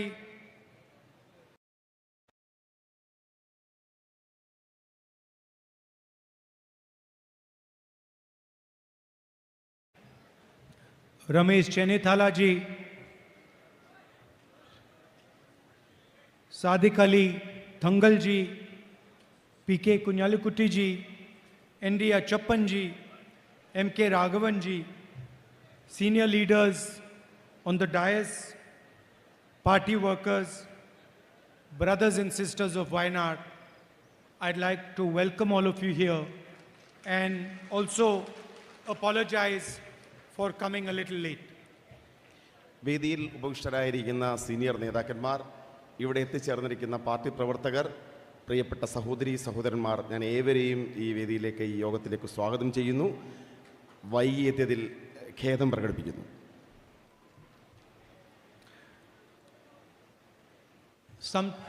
Some time back, I went to Manipur. കുറച്ച് നാളുകൾക്ക് മുമ്പ് ഞാൻ മണിപ്പൂരിലേക്ക് പോയി. And I've been in politics now for 19 years, and I have never experienced what I experienced in Manipur. ഞാൻ രാഷ്ട്രീയത്തിൽ രംഗത്തിറങ്ങിയിട്ട് 19 വർഷങ്ങളായി. പക്ഷേ ഞാൻ മണിപ്പൂരിൽ കണ്ടതുപോലെ വേദനിപ്പിക്കുന്നൊരു അനുഭവം എൻ്റെ രാഷ്ട്രീയ ജീവിതത്തിലോ ഉണ്ടായിട്ടില്ല. I have been during floods, during violence. I went to the violence affected areas in Uttar Pradesh. I've seen the tsunami. I've been all across our country during times of tragedy. But what I saw in Manipur, I have never seen before. ഞാൻ നിരവധി വേദനിപ്പിക്കുന്ന സന്ദർഭങ്ങളിലൂടെയും അക്രമ പ്രവർത്തനങ്ങൾ നടന്ന പ്രദേശങ്ങളിലൂടെയും പോയിട്ടുണ്ട്. അക്രമം കാർന്നു നിന്ന ഉത്തർപ്രദേശിലെ പ്രദേശങ്ങളിലൂടെ ഞാൻ കടന്നുപോയിട്ടുണ്ട്. പക്ഷേ മണിപ്പൂരിൽ കണ്ടതത്രമാത്രം അക്രമാസക്തമായ ഒരു ദൃശ്യവും സംഭവങ്ങളും ഞാൻ ഈ സ്ഥലങ്ങളിൽ ഒന്നും തന്നെ ദർശിച്ചിട്ടില്ല. You are my family, so I think it is important that I tell you what I saw. നിങ്ങൾ എൻ്റെ കുടുംബമാണ്. അതുകൊണ്ട് തന്നെ അവിടെ കണ്ട കാര്യങ്ങൾ നിങ്ങളോട് പറയുക എന്നത് എൻ്റെ ഉത്തരവാദിത്വമാണ്. I can't tell you about all the people I spoke to, but I will give you 2 examples. അവിടുത്തെ ജനങ്ങൾ എന്നോട് പറഞ്ഞ മുഴുവൻ കാര്യങ്ങളും എനിക്ക് നിങ്ങളോട് പറയുവാൻ സാധിക്കില്ല. പക്ഷേ 2 ഉദാഹരണങ്ങൾ ഞാൻ നിങ്ങളോട് സംസാരിക്കാം. Examples that I will never forget, and examples that are disturbing me right now as I recount them. ഞാൻ ഒരിക്കലും മറക്കാത്ത, ഇപ്പോഴും എൻ്റെ മനസ്സിനെ അസ്വാരസ്യപ്പെടുത്തുന്ന 2 സംഭവങ്ങളാണ് ഞാൻ നിങ്ങളോട് സംസാരിക്കാൻ ആഗ്രഹിക്കുന്നത്. Both of them involve Manipuri women. ഈ 2 സംഭവങ്ങളും മണിപ്പൂരിലെ സഹോദരിമാരുമായി ബന്ധപ്പെട്ടതാണ്. 2 different experiences of Manipuri women. 2 വ്യത്യസ്തമായ സംഭവങ്ങൾ, മണിപ്പൂരിലെ വനിതകളെ സംബന്ധിക്കുന്ന 2 വ്യത്യസ്തമായ സംഭവങ്ങൾ. And these are women I spoke to in the camps, in the relief camps. ദുരിതാശ്വാസ ക്യാമ്പുകളിൽ വെച്ച് ഈ സഹോദരിമാർ, ഈ വനിതകൾ എന്നോട് പറഞ്ഞ സംഭവങ്ങളാണ് ഞാൻ സംസാരിക്കുന്നത്. One of the women, when I entered the room, was lying on the floor alone. ഞാൻ ആ മുറിയിലേക്ക്, ദുരിതാശ്വാസ ക്യാമ്പിൻ്റെ മുറിയിലേക്ക് ചെല്ലുമ്പോൾ ഒരു വനിത ആ ക്യാമ്പിലെ നിലത്ത് കിടക്കുകയായിരുന്നു. Everybody else in the room had some family member, but I noticed this lady lying alone. ആ മുറിയിലുണ്ടായിരുന്ന മറ്റ് വനിതകൾക്കെല്ലാം തന്നെ അവരോടൊപ്പം അവരുടെ കുടുംബാംഗങ്ങൾ ഉണ്ടായിരുന്നു. പക്ഷെ നിലത്ത് കിടന്ന ഈ സഹോദരിയോടൊപ്പം ആരും ഉണ്ടായിരുന്നില്ല. So I asked her, "Where is your family?" ഞാൻ അവരോട് ചോദിച്ചു, എവിടെയാണ് നിങ്ങളുടെ കുടുംബം? She said to me, "I have no family left." അവർ മറുപടി പറഞ്ഞത്, എനിക്ക് കുടുംബാംഗങ്ങൾ ആരും തന്നെ ഇല്ല എന്നാണ്. And then I asked her, "What happened to you?" ഞാൻ അവരോട് ചോദിച്ചു, അവർക്ക് എന്ത് സംഭവിച്ചു എന്ന് ചോദിച്ചു. For some time she could not answer. കുറച്ച് സമയത്തേക്ക് അവർ മറുപടി ഒന്നും തന്നെ പറഞ്ഞില്ല. She kept quiet, she didn't say anything. അവർ കുറച്ച് സമയം നിശബ്ദത പാലിച്ചു. അവർ ഒന്നും പറഞ്ഞില്ല കുറച്ച് സമയത്തേക്ക്. Then I held her hand and I asked her, "Tell me, what happened to you?" ഞാൻ അവരുടെ കൈകൾ കവർന്നെടുത്തു. എന്നിട്ട് പറഞ്ഞു, എന്നോട് പറയൂ, എന്താണ് അവർക്ക് സംഭവിച്ചതെന്ന്. And she said to me that I was sleeping in my village. അവരെന്നോട് പറഞ്ഞു, ഞാൻ എൻ്റെ ഗ്രാമത്തിൽ കിടന്നുറങ്ങിയായിരുന്നു. And I was sleeping in my house with my little son. ഞാൻ എൻ്റെ കൊച്ചു കുഞ്ഞുമായി എൻ്റെ വീട്ടിൽ കിടന്നുറങ്ങിയായിരുന്നു എന്നവരെന്നോട് പറഞ്ഞു. My son was killed in front of my eyes. എൻ്റെ മുന്നിൽ വെച്ചാണ് എൻ്റെ മകനെ അവർ കൊന്നുകളഞ്ഞത് എന്ന് അവർ എന്നോട് പറഞ്ഞു. They shot him right in front of my eyes. എൻ്റെ കണ്ണുകൾക്ക് മുമ്പിൽ വെച്ച് അവനെ വെടിവെച്ച് കൊല്ലുകയായിരുന്നു. And then I spent the whole night lying next to my son's corpse. എൻ്റെ കുഞ്ഞിൻ്റെ മൃതശരീരത്തിന് മുന്നിൽ ഒപ്പം ആ രാത്രി മുഴുവൻ ഞാൻ ഏകയായി എൻ്റെ വീട്ടിൽ കഴിയുകയായിരുന്നു എന്ന് അവർ പറഞ്ഞു. My son died in my arms. എൻ്റെ കൈകളിൽ കിടന്നാണ് എൻ്റെ കുഞ്ഞ് മരണമടഞ്ഞത്. And I did not know whether I should stay with my son's dead body or I should run away and save myself. എനിക്കറിയില്ലായിരുന്നു എൻ്റെ മരിച്ചുകൊണ്ടിരിക്കുന്ന കുഞ്ഞിനൊപ്പം നിൽക്കണോ അതോ എൻ്റെ സ്വന്തം ജീവൻ രക്ഷിക്കാൻ വേണ്ടി അവിടെ ഒന്ന് ഓടി രക്ഷപ്പെടണോ എന്ന ആശങ്കയിലായിരുന്നു ഞാൻ. After some time, I decided that my son was not going to come back, so I should leave. ഞാൻ കുറച്ച് കഴിഞ്ഞപ്പോൾ ഞാൻ തീരുമാനിച്ചു, എൻ്റെ മകൻ തിരിച്ചു വരാൻ പോകുന്നില്ല, അതുകൊണ്ട് ഞാൻ എൻ്റെ ജീവൻ രക്ഷിക്കുവാൻ വേണ്ടി അവിടെ ഒന്ന് ഓടി രക്ഷപ്പെടുവാൻ ഞാൻ തീരുമാനിച്ചു. She described how she escaped, how she was shot at. അവരെന്നോട് വിവരിച്ചു എങ്ങനെയാണ് അവിടെ നിന്ന് രക്ഷപ്പെട്ടത്. അവർ കടന്നുപോയ ദുരന്ത മുഹൂർത്തങ്ങളെക്കുറിച്ച് അവർ കൃത്യമായി എന്നോട് വിവരിക്കുകയുണ്ടായി. And all this time she was shaking while she was talking to me. ഈ കാര്യങ്ങൾ എന്നോട് വിവരിക്കുന്നതിനിടയിൽ അവർ വിറയ്ക്കുന്നുണ്ടായിരുന്നു. എൻ്റെ കൈകൾ കൂട്ടിപ്പിടിച്ച അവരുടെ ശരീരം, കരങ്ങൾ വിറയ്ക്കുന്നുണ്ടായിരുന്നു.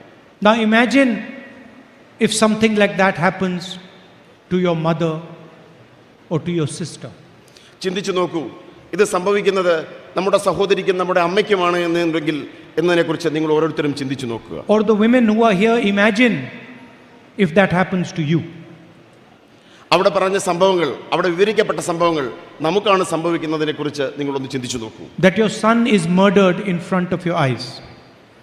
നമ്മുടെ കണ്ണുകൾക്ക് മുമ്പിൽ നമ്മുടെ മകൻ കൊല്ലപ്പെടുന്ന ദൃശ്യത്തെക്കുറിച്ച് ഒന്ന് ആലോചിച്ച് നോക്കൂ.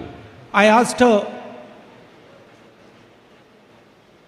what do you have with you? ഞാൻ അവരോട് ചോദിച്ചു, ഇനി എന്താണ് നിങ്ങൾക്ക് അവശേഷിച്ചിട്ടുള്ളത് എന്ന് ഞാൻ അവരോട് ചോദിച്ചു. She says, my house was burnt. അവർ പറഞ്ഞു, എൻ്റെ അവശേഷിച്ചിരുന്ന ഭവനം അഗ്നിക്കിരയായി, അത് കത്തിച്ചു കളഞ്ഞു. I lost everything I had. എനിക്കുണ്ടായിരുന്നതെല്ലാം എനിക്ക് നഷ്ടപ്പെട്ടു. I said, you must have saved something. ഞാൻ അവരോട് ചോദിച്ചു, നിങ്ങൾക്ക് എന്തെങ്കിലും നിങ്ങളുടെ കയ്യിൽ അവശേഷിക്കുന്നുണ്ടോ എന്ന് ചോദിച്ചു. She says, I only have the clothes I'm wearing. അവർ മറുപടി പറഞ്ഞത്, എനിക്ക് ആകെയുള്ളത് ഈ ഉടുതുണി ധരിച്ചിരിക്കുന്ന വസ്ത്രങ്ങളല്ലാതെ മറ്റൊന്നും തന്നെ എനിക്കില്ല എന്നാണ് പറഞ്ഞത്. And then I said, but you must have carried something else with you. നിങ്ങൾ എന്തെങ്കിലും ഭാവി ജീവിതത്തിലേക്ക് നിങ്ങളുടെ കയ്യിൽ കരുതണം എന്ന് ഞാൻ അവരോട് പറഞ്ഞു. Maybe some belongings or something. എന്തെങ്കിലും നിങ്ങളുടെ കയ്യിൽ അവശേഷിക്കുന്നുണ്ടോ എന്ന് ഞാൻ ചോദിച്ചു. Then suddenly she started searching around where she was sitting. അവരിയ്ക്കുന്ന സ്ഥലത്ത് അവർ പരതുന്നത് ഞാൻ കണ്ടു. And she pulled out a little picture of her son and said, this is the only thing I have left in my life. അവർ പരതിയെടുത്തത് അവരുടെ മുമ്പിൽ വെച്ച് കൊല ചെയ്യപ്പെട്ട കുഞ്ഞിൻ്റെ ചിത്രമായിരുന്നു. അവർ പറഞ്ഞു, ഈ ചിത്രം മാത്രമാണ്, എൻ്റെ കുഞ്ഞിൻ്റെ ചിത്രം മാത്രമാണ് എൻ്റെ ജീവിതത്തിൽ ഇനി എനിക്കായി അവശേഷിക്കുന്നത്. The same story, but told from another woman. ഇതേ ചിത്രം, ഇതേ കഥ എനിക്ക് മറ്റൊരു സഹോദരിയിൽ നിന്നും കേൾക്കേണ്ടി വന്നു. Again I went into the camp. ആ സ്ത്രീയെ ഞാൻ കണ്ടത് ഈ ദുരിതാശ്വാസ ക്യാമ്പിലായിരുന്നു. And you have to understand that in these camps, I'm giving you 2 examples, but there are thousands and thousands of people who have suffered this. ഞാൻ ഈ ക്യാമ്പിൽ കണ്ട, ദുരിതാശ്വാസ ക്യാമ്പിൽ കണ്ട 2 ഉദാഹരണങ്ങൾ മാത്രമാണ് പറഞ്ഞത്. പക്ഷേ എനിക്കറിയാം, ഇതുപോലെയുള്ള ആയിരക്കണക്കിന് കഥകളാണ് ഈ ക്യാമ്പുകളിലുള്ള സഹോദരിമാർക്ക് എന്നോട് പറയുവാനുള്ളത്. Somebody's house has been burnt, somebody's brother has been killed, somebody's sister has been raped, somebody's parents have been murdered. ചിലരുടെ വീടുകൾ നശിപ്പിക്കപ്പെട്ടു, ചിലർ ക്രൂരമായി ബലാത്സംഗം ചെയ്യപ്പെട്ടു, ചിലരുടെ സഹോദരങ്ങൾ കൊല ചെയ്യപ്പെട്ടു, ചിലരുടെ ബന്ധുക്കൾ കൊല ചെയ്യപ്പെട്ടു. ഇത്തരം നിരവധി കഥകൾ എനിക്ക് കേൾക്കേണ്ടി വന്നു. It is as if somebody threw kerosene all across Manipur and set it on fire. ഇതെല്ലാം ചെയ്തത് മണിപ്പൂരിലൂടെ കടന്നു പോകുന്ന അക്രമികളാണ് ഈ ഇത്തരം പ്രവർത്തനങ്ങൾ ചെയ്തത്. അവർ നിരവധി പ്രദേശങ്ങൾക്ക് തീയിട്ടു. So I met the other lady I want to talk about. ഞാൻ മറ്റൊരു പ്രദേശത്തേക്ക് പോയി. ഈ ദൃശ്യങ്ങളും ഈ സംഭവങ്ങളും ഒരു പ്രദേശത്താണെങ്കിൽ ഞാൻ മറ്റൊരു പ്രദേശത്തേക്ക് പോയി. And I asked her, what happened to you? അവരോട് ചോദിച്ചു, നിങ്ങൾക്ക് എന്ത് സംഭവിച്ചു? And the moment I asked her what happened to her, she went silent. ഞാനൊരു വനിതയോട്, ഒരു സഹോദരിയോട് ചോദിച്ചപ്പോൾ അവർ ആദ്യം നിശബ്ദത പാലിക്കുകയാണ് ചെയ്തത്. I could see that she was seeing the images of her experience. ആ നിശബ്ദതയിൽ എനിക്ക് മനസ്സിലാക്കാൻ സാധിച്ചു, അവർ കടന്നുപോയ ദുരന്ത മുഹൂർത്തങ്ങളെ മുന്നിൽ കാണുകയാണ് എന്ന് എനിക്ക് മനസ്സിലാക്കാൻ സാധിച്ചു. And I was imagining how I would feel if this happened to my mother or to my sister. എൻ്റെ മനസ്സിലൂടെ കടന്നുപോയ ചിന്ത, ഈ സഹോദരിമാർക്ക് സംഭവിച്ച സംഭവങ്ങൾ എൻ്റെ സഹോദരിക്കും എൻ്റെ അമ്മയ്ക്കുമാണ് എന്നുള്ള ചിന്ത എൻ്റെ മനസ്സിലൂടെ കടന്നുപോയി. And then suddenly she could not bear what she saw in her mind and she fell unconscious. അവർ കടന്നുപോയ ദുരന്ത ചിത്രങ്ങൾ അവരുടെ മനസ്സിലൂടെ കടന്നുപോയപ്പോൾ അവർക്ക് താങ്ങാനായില്ല. എൻ്റെ മുന്നിൽ വെച്ച് അവർ മോഹാലസ്യപ്പെട്ട് നിലത്തേക്ക് വീണു. Imagine if your sister or your mother cannot bear what she has experienced and falls unconscious because of that. നമ്മൾ ഓരോരുത്തരും ചിന്തിച്ചു നോക്കുക, നമ്മുടെ സഹോദരിക്കും നമ്മുടെ അമ്മയ്ക്കും ഇത്തരം ദുരന്ത അനുഭവങ്ങളിലൂടെ കടന്നു പോകപ്പെടുകയും അവർ നമ്മുടെ മുമ്പിൽ വെച്ച് മോഹാലസ്യപ്പെടുത്തു പോകുന്ന നിമിഷത്തെക്കുറിച്ച് നിങ്ങൾ ഓരോരുത്തരും ചിന്തിച്ചു നോക്കുക. This is what the women of Manipur have experienced. ഇതാണ് മണിപ്പൂരിലെ വനിതകൾ അനുഭവിച്ച ദുരന്തം. When we arrived in Manipur, we went to the Meitei area and we went to the Kuki area. ഞങ്ങൾ മണിപ്പൂരിൽ ചെന്നപ്പോൾ ഞങ്ങൾ മെയ്തൈ വിഭാഗങ്ങൾ താമസിക്കുന്ന പ്രദേശത്തും കുക്കി വിഭാഗങ്ങൾ താമസിക്കുന്ന പ്രദേശത്തും പോവുകയുണ്ടായി. When we arrived in the Meitei area, ഞങ്ങൾ മെയ്തൈ വിഭാഗങ്ങൾ താമസിച്ച പ്രദേശത്തെത്തിയപ്പോൾ, just when we were going to go into the Meitei area, we were told that if any of your security people are from the Kuki community, we will kill them. ഞങ്ങൾ മെയ്തി പ്രദേശത്തേക്ക് ചെന്നപ്പോൾ ഞങ്ങളോട് പറഞ്ഞു, നിങ്ങളുടെ security ഉദ്യോഗസ്ഥന്മാരിൽ ആരെങ്കിലും കുക്കി വിഭാഗത്തിലുള്ളവരുണ്ടെങ്കിൽ അവരെ ഞങ്ങൾ കൊല്ലും എന്ന് മെയ്തി വിഭാഗക്കാർ എന്നോട് പറഞ്ഞു. And when we went to the Kuki area, we were told that if any of your security people are from the Meitei area, we will shoot them. ഞാൻ കുക്കി പ്രദേശത്ത് ചെന്നപ്പോൾ അവർ പറഞ്ഞു, നിങ്ങളുടെ സെക്യൂരിറ്റി ഉദ്യോഗസ്ഥന്മാരിൽ ആരെങ്കിലും മെയ്തേ വിഭാഗത്തിൽപ്പെട്ടവരുണ്ടെങ്കിൽ ഞങ്ങൾ അവരെ വെടിവെച്ച് കൊല്ലും എന്ന് കുക്കി വിഭാഗക്കാർ എന്നോട് പറഞ്ഞു. Before entering the Meitei area, we removed all the Kukis from our security. മെയ്തേ പ്രദേശത്ത് ചെന്നപ്പോൾ കുക്കി വിഭാഗത്തിൽപ്പെട്ട സെക്യൂരിറ്റി ഉദ്യോഗസ്ഥന്മാരെ ഞങ്ങൾ സംഘത്തിൽ നിന്ന് ഒഴിവാക്കി. And when we went to the Kuki area, we removed all the Meiteis from our security. സമാനമായ തരത്തിൽ കുക്കി പ്രദേശത്തേക്ക് ചെന്നപ്പോൾ മെയ്തി വംശത്തിൽപ്പെട്ട സെക്യൂരിറ്റി ഉദ്യോഗസ്ഥന്മാരെ ഞങ്ങൾ സംഘത്തിൽ നിന്നും ഒഴിവാക്കി. Imagine the situation. There is a complete divide between the state. ഒന്ന് ചിന്തിച്ചു നോക്കുക, ജനങ്ങൾക്കിടയിൽ മണിപ്പൂരിൽ സമ്പൂർണമായ വിഭജനമാണ് നടന്നിരിക്കുന്നത്. There is blood everywhere. അവിടെ ആകമാനം രക്തമാണ്, ചോരയാണ്. There is murder everywhere. എല്ലാ സ്ഥലത്തും നരഹത്യയാണ്. There is rape everywhere. എല്ലാ സ്ഥലത്തും ബലാത്സംഗമാണ്. That is the situation in Manipur. ഇതാണ് മണിപ്പൂരിന്റെ സാഹചര്യം. And yes, a few days ago, I sat in Parliament watching the Prime Minister speak. 2 ദിവസങ്ങൾക്ക് മുമ്പ് ഞാൻ പാർലമെന്റിൽ ഇരുന്ന് പ്രധാനമന്ത്രിയുടെ പ്രസംഗം ശ്രവിച്ചു. He spoke for 2 hours 13 minutes. അദ്ദേഹം 2 മണിക്കൂറും 30 മിനിറ്റും സംസാരിച്ചു. He laughed, he joked, he smiled. അദ്ദേഹം ചിരിച്ചു, അദ്ദേഹം പുഞ്ചിരിച്ചു, അദ്ദേഹം തമാശകൾ പറഞ്ഞു. His cabinet laughed, his cabinet joked, his cabinet smiled. അദ്ദേഹത്തോടൊപ്പം അദ്ദേഹത്തിന്റെ ക്യാബിനറ്റും ചിരിക്കുകയും പുഞ്ചിരിക്കുകയും തമാശകളിൽ ഉല്ലസിക്കുകയും ചെയ്തു. They had a lot of fun. അവർ വളരെയധികം സന്തോഷിക്കുകയായിരുന്നു. The Prime Minister spoke for 2 hours 13 minutes about everything, about the Congress, about me, about the India Alliance, but he spoke 2 minutes about Manipur. അദ്ദേഹം 2 മണിക്കൂർ 30 minute കൊണ്ട് എല്ലാത്തിനെക്കുറിച്ചും സംസാരിച്ചു. അദ്ദേഹം എന്നെക്കുറിച്ച് സംസാരിച്ചു, അദ്ദേഹം India അലയൻസിനെ കുറിച്ച് സംസാരിച്ചു, അദ്ദേഹം BJPയെ കുറിച്ച് സംസാരിച്ചു. പക്ഷേ അദ്ദേഹം മണിപ്പൂരിനെ കുറിച്ച് സംസാരിച്ചത് കേവലം 2 മിനിറ്റുകൾ മാത്രമാണ്. The idea of India represents the idea of peace among its people. India എന്ന ആശയം അതിലെ ജനതയ്ക്കിടയിലെ സമാധാനമാണ് വിഭാവനം ചെയ്യുന്നത്. If there is violence, if there is hatred, if there is murder, if there is rape, that is not India. ഈ ആശയത്തിനിടയിൽ വെറുപ്പോ അക്രമമോ കൊലപാതകമോ ബലാത്സംഗമോ ഉണ്ടെങ്കിൽ അത് India എന്ന മഹത്തായ ആശയത്തെ പ്രതിനിധാനം ചെയ്യുന്നില്ല. If in a state the people are killing each other, murdering each other, raping each other, that is not India. ഒരു സംസ്ഥാനത്ത് അവിടുത്തെ ജനത പരസ്പരം കൊന്നൊടുക്കുന്നെങ്കിൽ, പരസ്പരം ബലാത്സംഗം ചെയ്യുന്നെങ്കിൽ, പരസ്പരം കലാപം നടന്നെങ്കിൽ അതൊരിക്കലും ഇന്ത്യ അല്ല. India is love and affection between its people. India എന്നത് സ്നേഹവും ജനത തമ്മിലുള്ള ഐക്യവും സമാധാനവുമാണ്. India is the bringing together of people. India എന്നത് ജനതയുടെ ഐക്യമാണ്, ഒരുമിച്ച് വിജയിക്കുക എന്നതാണ്. So I stated this in my speech in Parliament. ഇതാണ് ഞാൻ എൻ്റെ പ്രസംഗത്തിൽ, പാർലമെന്റ് പ്രസംഗത്തിൽ സൂചിപ്പിച്ചത്. I said that the BJP has killed the idea of India in Manipur. ഞാൻ പാർലമെന്റിൽ പ്രസംഗിച്ചു, ഇന്ത്യ എന്ന മഹത്തായ ആശയത്തെ BJP മണിപ്പൂരിൽ കൊല ചെയ്തു എന്ന് ഞാൻ പ്രസംഗിക്കുകയുണ്ടായി. मणिपुर में आपने भारत माता की हत्या की है. മണിപ്പൂരിൽ സംഭവിച്ചത് ഭാരതമാതാവിന്റെ ഹത്യയാണ്. മണിപ്പൂരിൽ സംഭവിച്ചത് You have murdered the idea of India in Manipur. നിങ്ങൾ മണിപ്പൂരിൽ ഇന്ത്യ എന്ന മഹത്തായ ആശയത്തെ കൊല ചെയ്തു. You have destroyed thousands of families. നിങ്ങൾ ആയിരക്കണക്കിന് കുടുംബങ്ങളെ നശിപ്പിച്ചു. You have allowed the rape of thousands of women.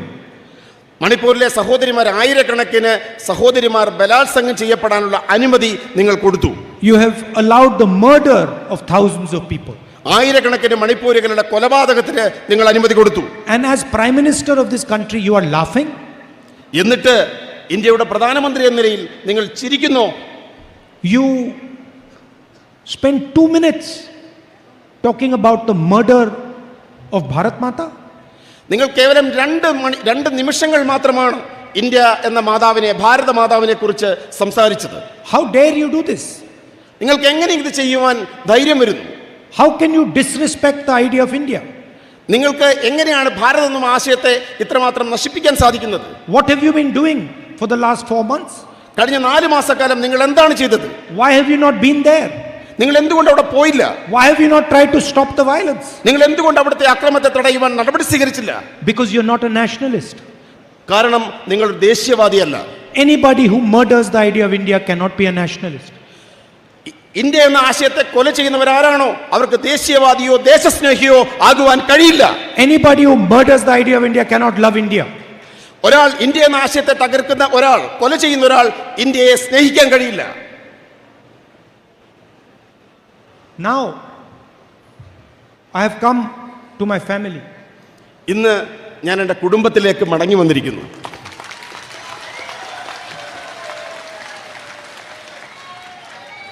Now I want to ask you, suppose somebody tries to separate members of a family. എൻ്റെ കുടുംബത്തോട് ഞാനൊരു ചോദ്യം ചോദിക്കാൻ ആഗ്രഹിക്കുന്നു. Suppose somebody tries to separate 2 brothers from each other. നമ്മുടെ കുടുംബത്തിലെ 2 സഹോദരങ്ങളെ വേർപിരിക്കുവാൻ ആരെങ്കിലും ശ്രമിച്ചാൽ നിങ്ങൾ എന്ത് ചെയ്യും? Suppose somebody tries to separate a father from his daughter. നമ്മുടെ പിതാവിനെ ഇതിൽ നിന്നും മാറ്റി നിർത്താൻ, വേർതിരിക്കുവാൻ ആരെങ്കിലും ശ്രമിച്ചാൽ നിങ്ങൾ എന്ത് ചെയ്യും? Do you think the relationship between the father and daughter will become weaker or stronger? അത്തരമൊരു പ്രവൃത്തി ഉണ്ടായാൽ പിതാവും പുത്രിയും തമ്മിലുള്ള ബന്ധം ശക്തിപ്പെടുമോ ദുർബലപ്പെടുമോ? If somebody tries to separate a family, the family becomes stronger.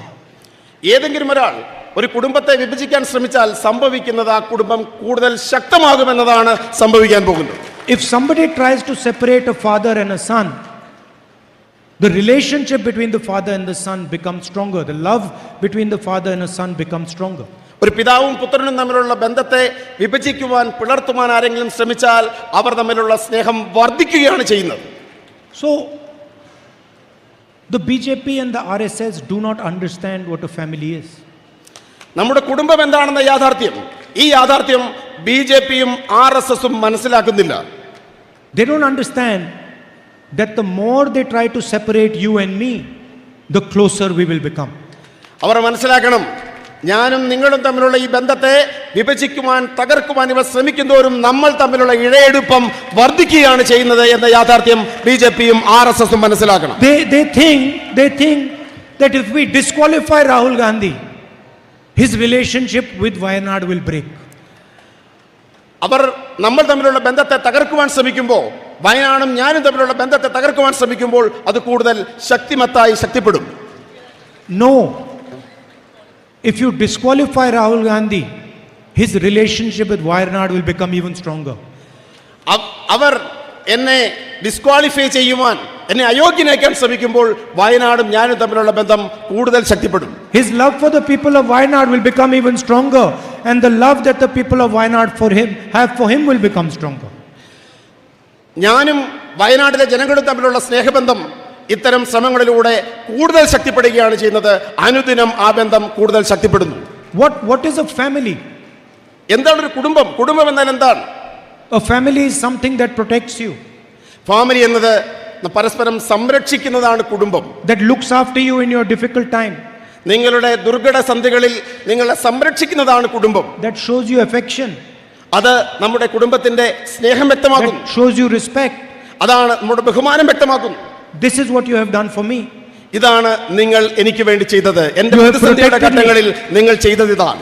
You have protected me. നിങ്ങൾ എന്നെ സംരക്ഷിച്ചു. You have given me love.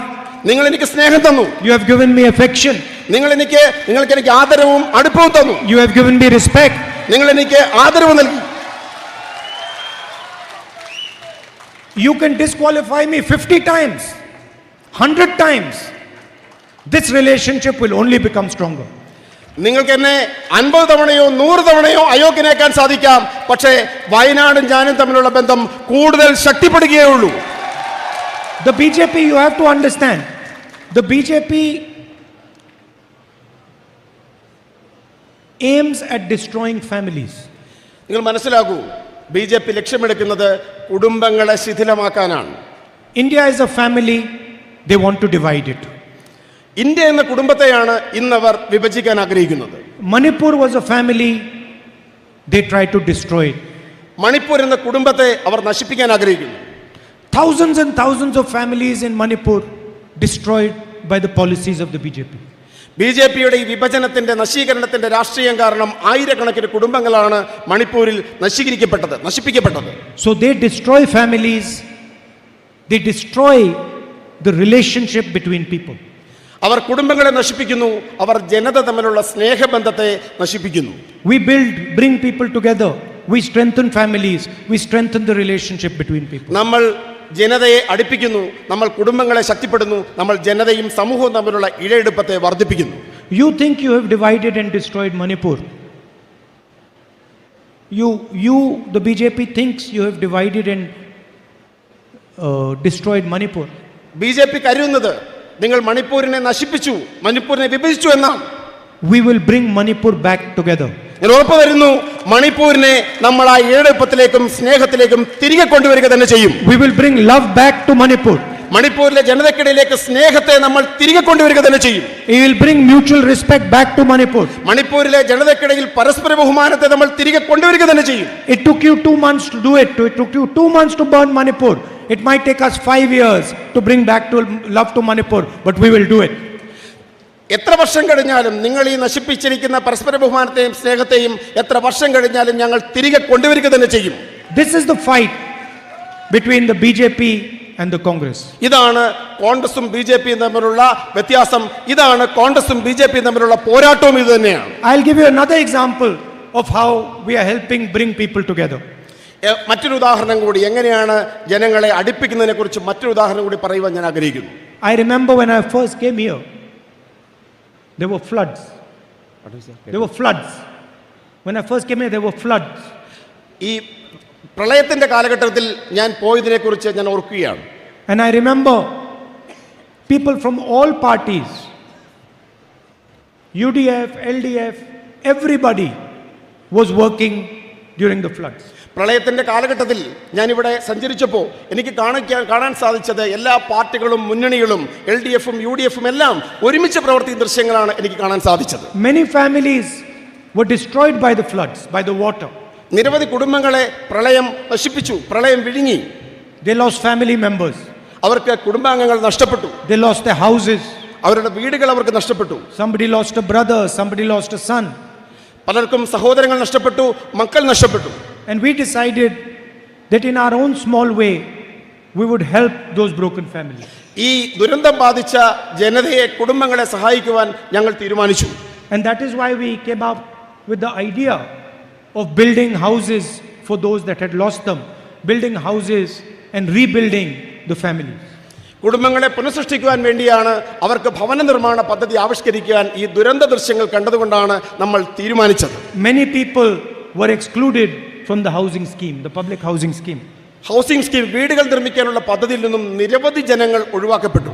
And I'm proud that today we'll be handing over some of the keys to those houses. എനിക്കിന്ന് അഭിമാനമുണ്ട്, അന്ന് ഒഴിവാക്കപ്പെട്ട ലിസ്റ്റിൽപ്പെട്ട നിരവധി ആളുകൾക്ക് ഇന്ന് വീടിന്റെ താക്കോൽ കൈമാറുന്നു എന്നത് എനിക്ക് അഭിമാനം നൽകുന്ന വസ്തുതയാണ്. So we can help the families of Wayanad rebuild themselves.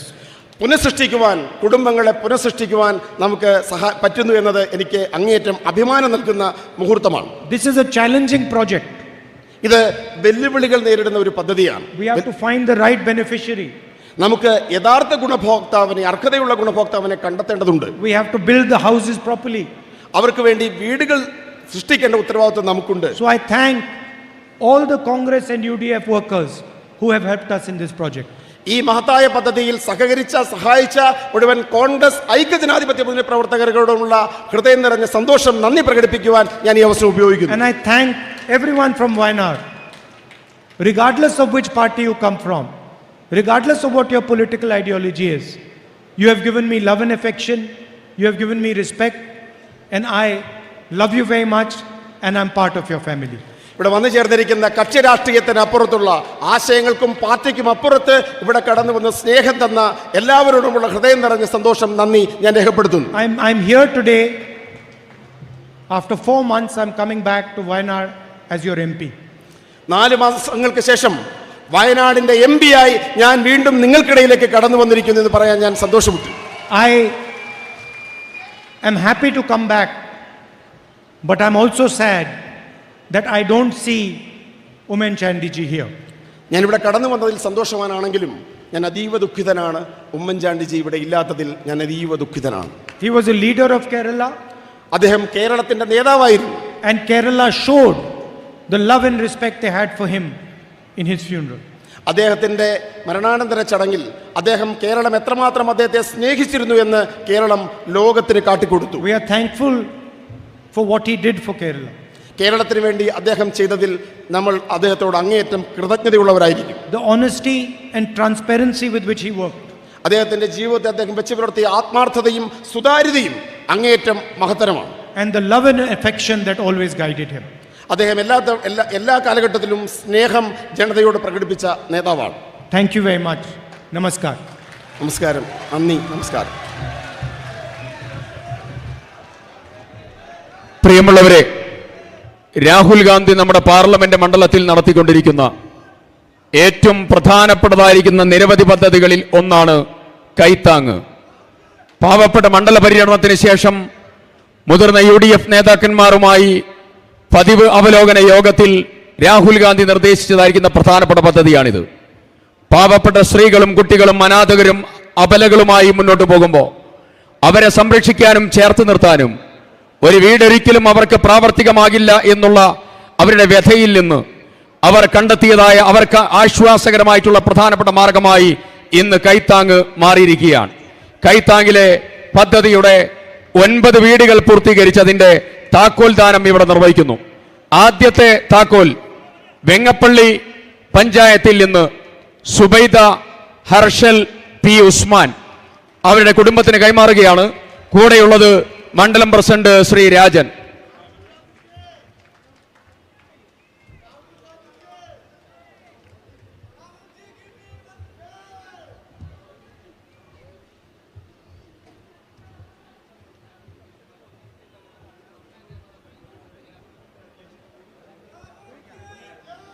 രണ്ടാമത് ഗീത നിഖില സംഗീത ചീരാൽ മണ്ഡലം മുനീബ് മണ്ഡലം പ്രസിഡന്റ് അവരെ കൂട്ടി രാഹുൽ ഗാന്ധിയുടെ അടുത്തേക്ക് വരണമെന്ന് പറയുന്നു. സബർമതി ഒരു വലിയ ആശ്രമം മഹാത്മാഗാന്ധിയുടെ ആ നാമധേയത്തിലുള്ള രാഹുൽ ഗാന്ധിയുടെ ഭവന പദ്ധതിയുടെ താക്കോൽ കൈമാറ്റമാണ് നടക്കുന്നത്. അടുത്തത് പുൽപ്പള്ളി മണ്ഡലത്തിൽ